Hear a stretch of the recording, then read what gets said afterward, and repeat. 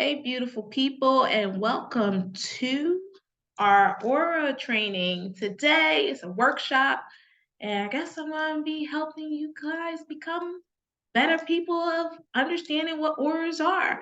So, right now, I know it is the end of the day or beginning of your new day. I just want to make sure that we're all in the same energy frequency.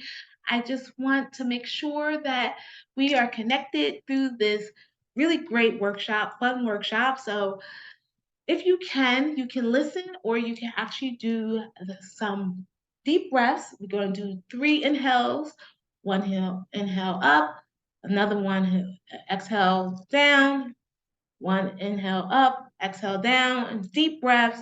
And then I'm just going to speak some really good mantras into your energy field so we can vibrate on a good vibrational level. And I believe that words have energy and it has power as well. Okay, so we're going to start with the three deep breaths. So we're going to take a breath in and take a deep breath out. Take a deep breath in and take a deep breath out. The last one, take a deep breath in, take a deep breath out. Very good. And now I'm just going to speak positivity into our lives as we go into this training. I'm here today to guide you on this training about yourself as as I help you understand what aura is all about.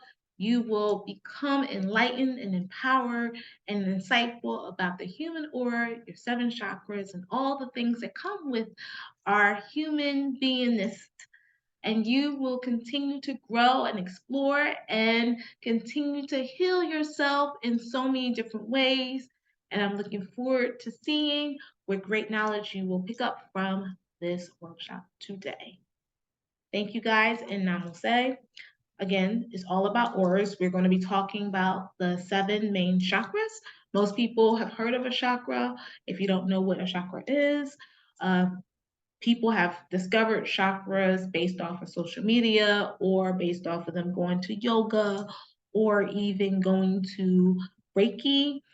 People also get chakras. They are also informed about chakras when it comes to doing sound therapy as well. So if you have participated in sound therapy, the chakra bowls, which is those crystal bowls, are actually the seven chakras. And sometimes when people are playing them, certain people can actually see the colors. So those colors are connected to our auras. So that's a little snippet about auras. We're going to be talking about the seven of them. So we're going to move to the next slide. So I just want to give you a little information about myself. So I'm a licensed clinician, a holistic practitioner specializing in trauma therapy, color therapy, feng shui, and I am also a spiritual life coach. I have 21 years in the mental health field, and out of those 21 years, I have been working mostly in the psychiatric screener slash crisis clinician in New Jersey for the past 18 years. So those who know what a psychiatric screener is and crisis clinician, there are people that work in the emergency room. When people come into the emergency room when they're at their wits' ends, not everyone needs to be hospitalized for inpatient psychiatric treatment and care, but there are a lot of people that come in that don't have resources, and we are able to broker them resources and give them the resources that they need for themselves and also for their loved ones as well. So I have a lot of clinical experience working in that particular field. And I also became a spiritual life coach back in 2020 in the height of the pandemic. And in 2022, I completed my certification as a color therapist and a trauma therapist as well.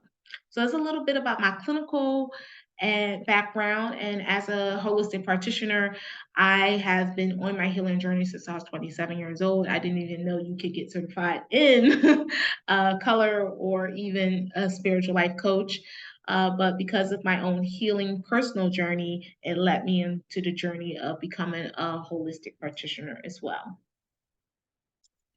So, due to time constraints and because we have a Mercury retrograde, just make sure if you want to put in the chat, you don't have to. You can put who you are, where you're from, and what has interested you about this aura training, and what do you want to learn from it as well. So, what is an aura? So aura is something that existed before mankind. It exists all over us, just like energy exists all around us. It is a part of who we are, and we can see on everything. Most people cannot see auras. Most people can feel auras. I can actually see them and I can feel them. So when you look at the two images of the hand, you see the hands, that has auras. Your hands also have chakras as well. And then when you look at the leaf and the key, it also has an aura as well. So everything, every type of thing, paper, plastic, building, key, human being, we all have auras, right? So the human aura, let's talk specifically about the human aura, is defined as an ether. So this ether has this radiation of energy around it, around you, and it surrounds the human body. So as you can see, it can be 2 to 3 feet in all sizes. So it's pretty big. That's why when people will say to me, "Oh, can you read my aura, Ayasha?" Because I do read auras. Um, they will say, "Oh, can you just do it right now?" I'm like, "I can't. It's just too many people around you. Someone else's aura is affecting your aura, and it's going to collide." So a lot of times when people get auras done, it has to be by themselves behind a white wall. So they can actually see the full extent of the aura. And it's an oval. So no matter how big or how small you are, your aura is an oval shape. Okay. And also, too, we're going to be focusing on again the seven main chakras. I know some people have heard about the 12 chakra system. We're not going to be focused on the 12 chakra system on this training, just the seven main chakras. And as you can see in the diagram, we're talking about those seven main chakras from red, which is the root, all the way up to the crown chakra, which is can be purple or white. Okay. So let's go to these two pictures of auras. So this is two different people who have got a picture of their aura. So as you can see, aura is usually a kaleidoscope of colors, different colors. You see the reds, you see the oranges, you see the greens, you see even some pink. You see a little bit of some indigo in there. I see a little bit of uh, what else? See, indigo, magenta as well. So there's a lot of different colors. So that's how the aura usually look. And then of course on the left hand page, you see a aura as well, but the colors are not as bright as this one, but it's still a color of auras. I can still see a lot of auras in that color as well. It's a lot of white, but it's also, you have spirit guides as well. That's sometimes talked about in your aura, which is also in the white one as well. Uh, and then you also have some colors. I can see some pinks and some blues and some greens and some golds also in the left-hand slide too, and some other colors too, but we're not in some blues and things of that nature as well. But this is just to point out, this is how your aura looks on a picture, right? So when we talk about a spectrum of auras, we talk about the aura colors, the shades present, everlasting, ever-changing, kaleidoscopes of spectacle colors of wonderful beauty about the most interesting about yourself. Like sometimes when I pass people, I can actually not just see their auras, but feel their auras. Like they have just really good energy, just really. And sometimes people don't realize they have really good energy, but I feel it, and it's just amazing to actually experience that. So if you're a person that has gotten like Reiki or did yoga before or any type of sound therapy, and it was even maybe even acupuncture as well, because that or also focus, excuse me, on the seven chakras. How did you see any colors? Did you see any type of energy move through your system? What did that mean to you? Did you see any of the colors? Did it feel good? Did it have an impact on your daily? Did you feel more energetic? Did you feel more rambunctious? Did you have this high kickoff energy? So how did that impact you uh, that day forward? So these are just some things just to kind of ask yourself and reflect. The human aura is a combination of different and various colors. And of course, the human aura shifts as well. So every person has an aura, and our auras are constantly shifting, and it's based off of our emotions. So if you look at the pictures on the side, you can see the woman in the right hand to the left hand side, the same person, but see how her emotions are more, she's a little bit more upset, and the one all the way at the top of the screen. But when she is happier, the aura gets a little bit more brighter, right? She's not like upset. She just have like a kind of like a frown on her face, but there's not a big change in her aura, right? It's actually pretty much the same. I think some colors have shifted. Like in the left one, you see a little, I see a little bit more white versus the other one is more of a glow and you have more of the purples and the blues and things of that nature versus the one who is down below who seems more blue when he is making his facial expression, and then he is green is it totally shifts to a whole different color. So his emotions are definitely something that, his aura feels connected to. And some people say they wear their emotions on their sleeve, whether you're a watercolor, a water sign or not.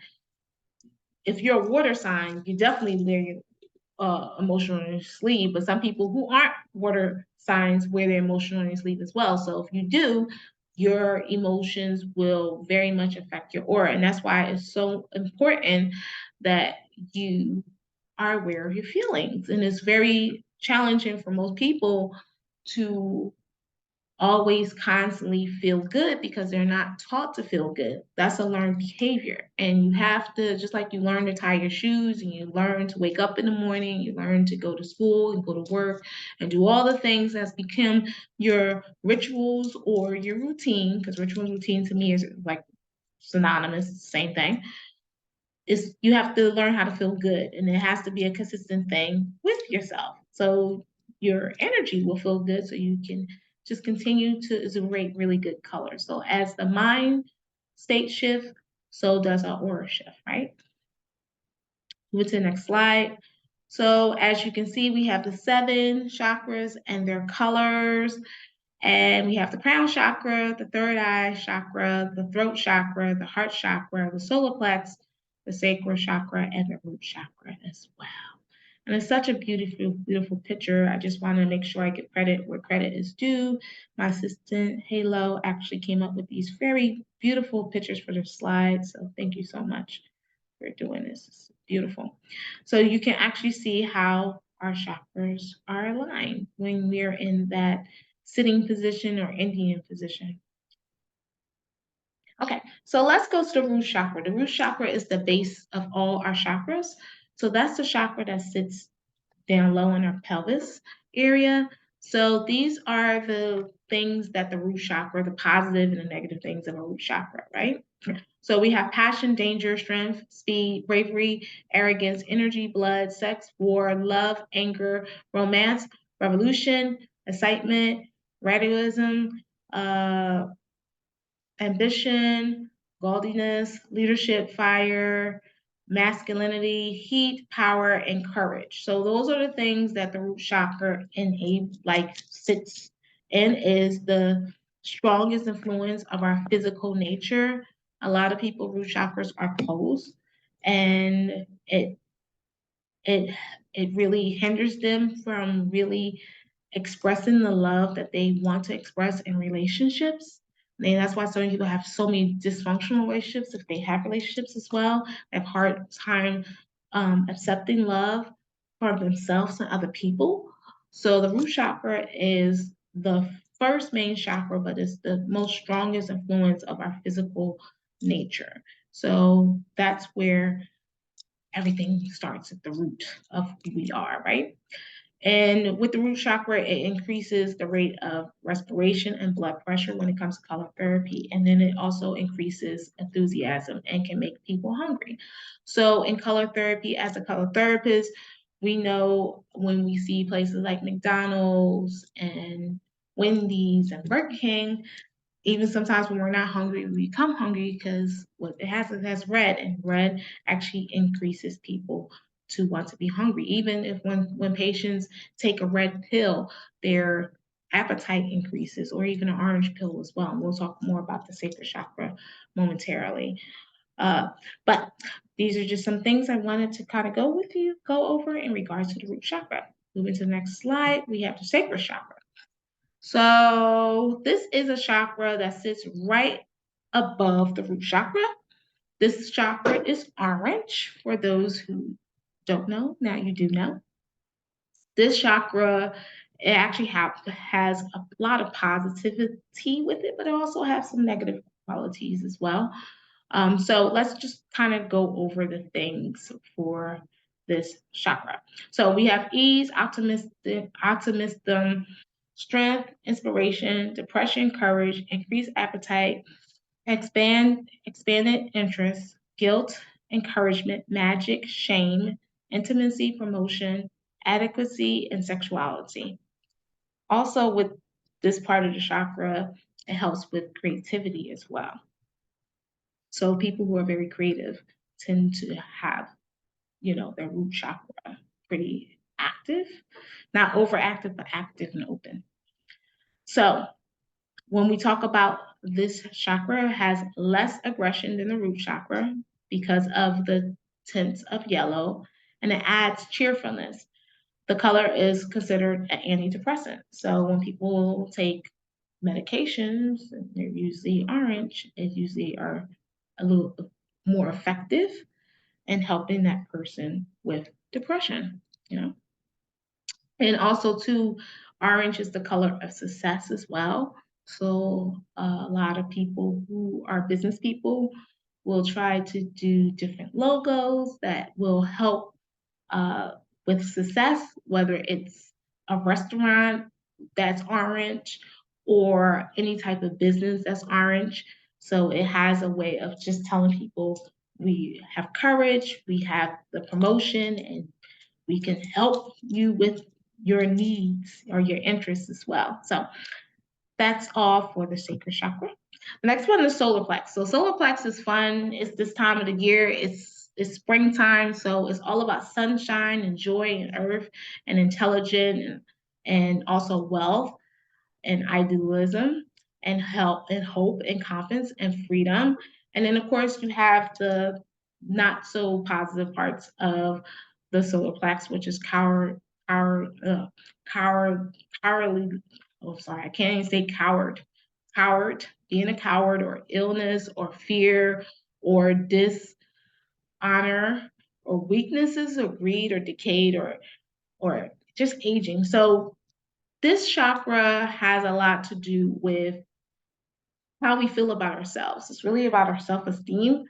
A lot of times when clients come to me, this part of their chakra is closed because they don't believe in themselves. They don't have the confidence. They can't find joy in things. So that's an indication that it's closed. So this stimulates them when it is starting to open, it stimulates the mental process and your nervous system, and also helps with your memory and brain activity as well. So this is the solar plex. And then the next one we're getting ready to go to, which most people also love, is the heart chakra. So heart chakra is something that most people like because of the fact that it's your heart, and this is where your love and who you are as this being comes from. Like the heart is something that people always are so tied to, but also have issues with as well. So heart chakra is nature. You talk about the FOMO, which is the negative part of the heart chakra, the growth, the fertility, the calm nervous system, the self-control, the harmony, the renewal, and grief. So we're in spring right now, so it's all about renewal and rebirth, growth and fertility and nature. So these are the things that the heart chakra is known for, and it helps to alleviate depression and nervousness and anxiety. So people who suffer from major depressive disorder, as well as anxiety disorder, any anxiety disorder, it can be OCD. OCD is a form of anxiety disorder for people who don't know. This chakra will help you with that anxiety. for you to actually overcome that, you know? So, and the negative portions of the heart chakra would be uh, being narcissistic, trust, jealousy, envy, criticism, or compassionate. I mean, compassionate is more of a positive than a negative, but I think some people will go overboard with the compassion and become possessive. But those are the things that's a part of the heart chakra, and research indicates that green actually improves with reading abilities. So if you have a child that's suffering from a learning disability and it happened to be in reading, then actually having a green stone that's associated with the heart chakra. Most stones that are green usually are associated with the heart chakra, whether it's a jade stone. Jade is really, really good when it comes to really dealing with a reading disorder and also with the heart as well. It can be a green calcite too, is helping with that disorder as well. So you have a child or individual that you know, this those stones in particular would help with that disorder and help with that child or that individual's learning disability to become a learning ability. So they will actually be able to improve in their reading functioning that will have an effect on their writing as well. Moving to the throat chakra. Throat chakra is something that we all have to deal with. And during the Mercury retrograde of any time of the year, this is when the throat chakra kind of goes haywire a little bit if you don't have it balanced. So throat chakra can be it's right here in your throat for those who don't know, but it helps with trustworthiness, commitment, calmness, and dependability. But it also, the negative side of it is just being, miscommunication.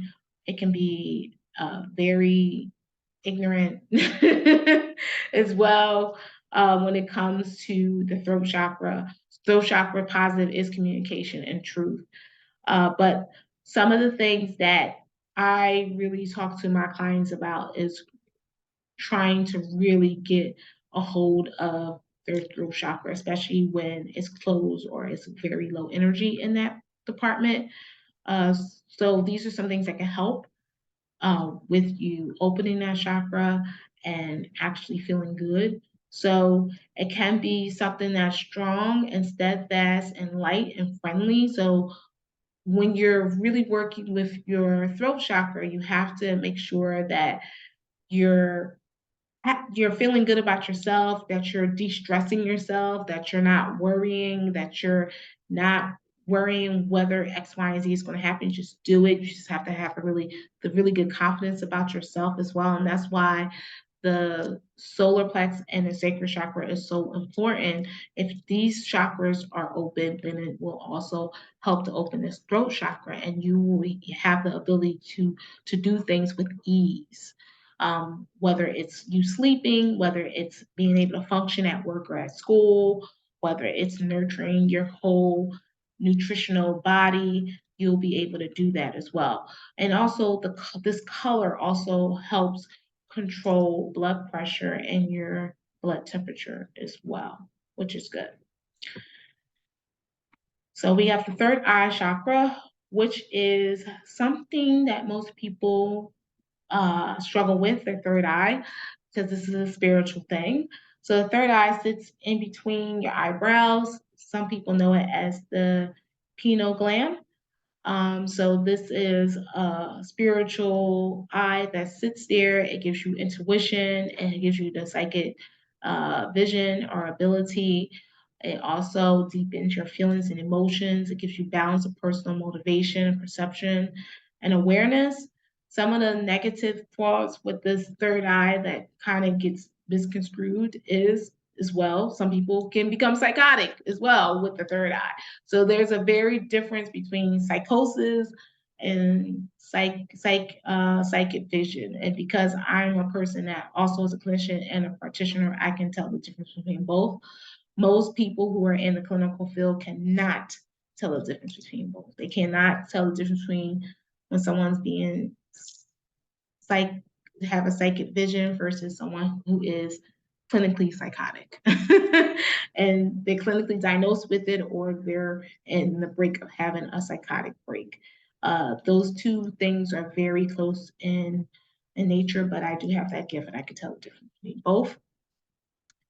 In great paintings, these robes of saints and pharaohs actually had the color indigo. So back when the saints and the pharaohs and the prophets and all the things that we regarded as very high level of society, like we regard our president of our United States or the president or the vice president, these people, these prophets and saints and even pharaohs at the time, all would have great paintings in indigo, and that would also let them know that they were what they would say, their visions were neurality with what they were saying as they predicted the future. And sage was also the color indigo as well. This opens the possibility of seeing with the third eye. So when your third eye opens, you're able to have visions, you're able to have more creativity, wisdom, and imagination, but you can also become confused as well. So it's important that all your chakras are balanced and nothing is overstimulated or understimulated as well. And now, last but least, we're talking about the crown chakra. So the crown chakra also is with spirituality and calming and all the great things that we talked a little bit about with the third eye, but we're talking about the oneness and the enlightenment and the gratefulness and the closed-mindedness that can come with the crown chakra. But the crown chakra can actually be purple or it could be white. This ability to suppress hunger. So when we are using our crown chakra, we're usually doing it during a fasting, our connection with the universe or the higher power. And it helps us to balance our emotions and transform our obsessions and fears. And as purple does not often occur in nature, it can sometimes appear as erotic or artificial when using this chakra. Okay, so let's get to it. What colors do you feel attracted to the most? What were your 3 top colors? What do the colors make you feel like? You put that in the chat. And then you can also put in, as we're going to move on due to time constraints, let's talk about vibrational frequency. So the rates of which each energy vibrates, the vibration is amplified or intensified of energy. The higher the vibration, the more powerful the energy, aka the more positive you are, the more powerful your energy and vibration will be. Okay? So how can I tell if my chakras are imbalanced or blocked? Headaches, sinuses issues, seizures, hearing loss, blurred vision, feeling extremely confused, volatile, and moody.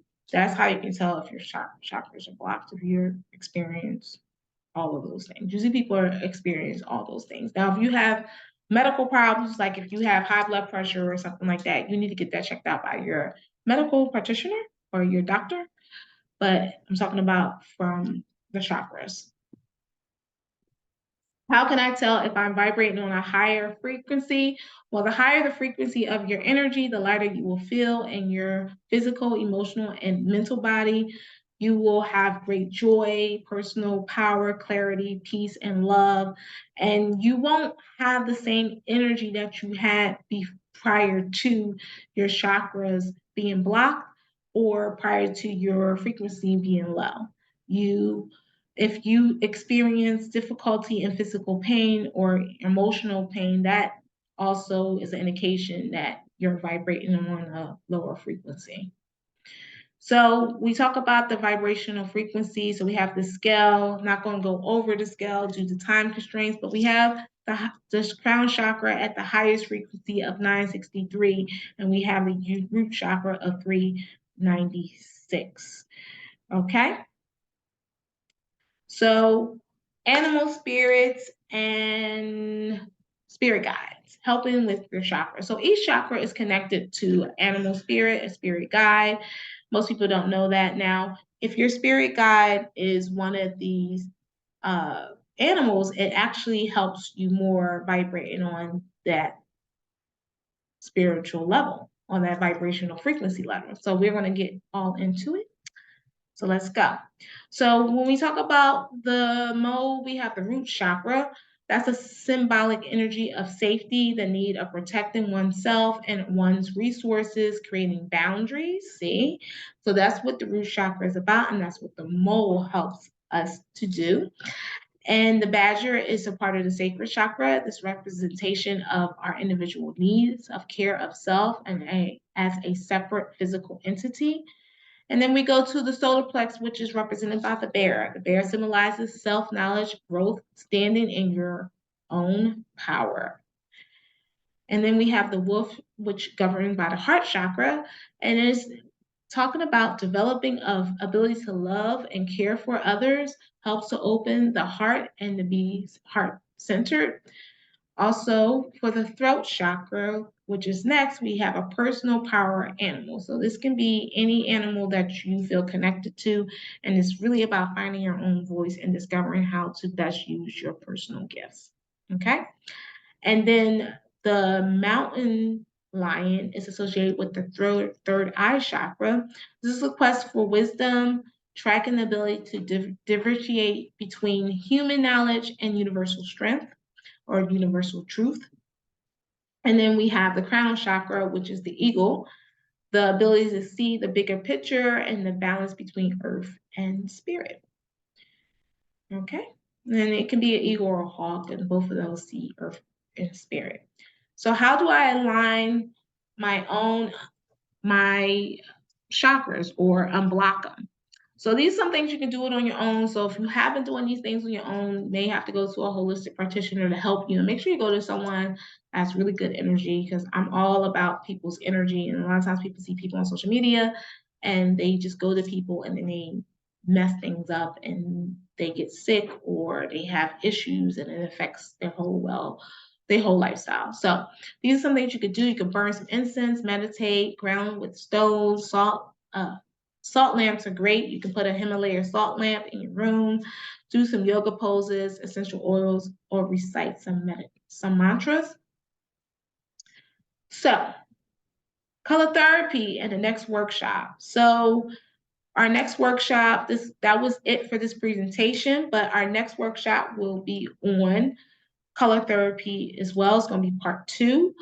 I hope that during this workshop is giving you some ideas of how to help you when it talks about your aura and your chakra and to heal the imbalances.